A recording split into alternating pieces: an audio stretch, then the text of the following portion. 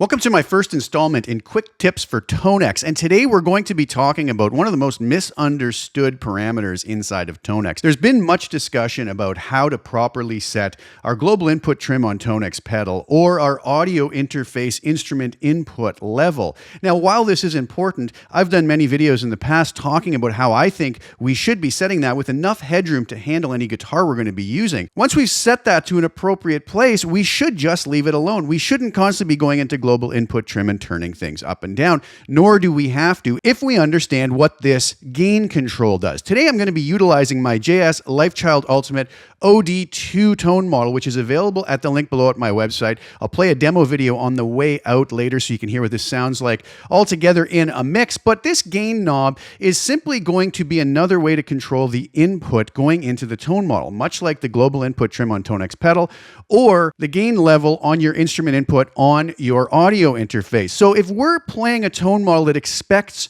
more input level than we have our instrument input either on the pedal or on our audio interface set to, we can simply just turn this gain knob up, and that is going to allow us to hit the front of that tone model with the expected amount of gain. We don't need to constantly be adjusting our interface and going into the global input trim. This particular tone model, set at its default 5 setting, was supposed to sound like this.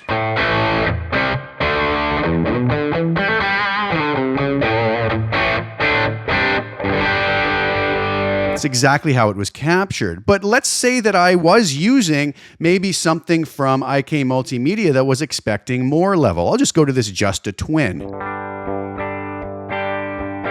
Now maybe we want that to drive more. I can simply come into the gain knob, turn that up to 8,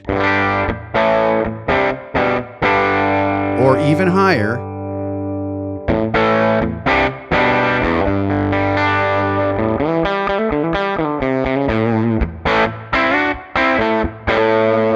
And I don't have to go adjust anything else other than this gain knob. Coming back to my capture that I was using earlier, if somebody does have their gain level on their interface much higher, and I'll set mine up about 11 dB,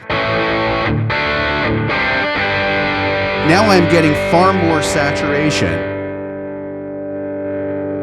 out of that, as you can see when I adjust it. I can simply come in here and compensate by turning this down to, let's say, I don't know, maybe around 2.5.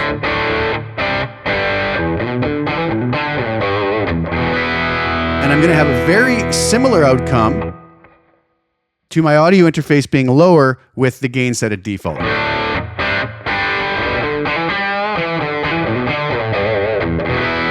So everybody does need to understand that that gain knob is simply just another way of controlling the input that's hitting the front of the tone model, much like our global input trim on our pedal or our instrument input level on our audio interface. Now you know. I hope you enjoy the music on the way out. Links are below for all of the tone models.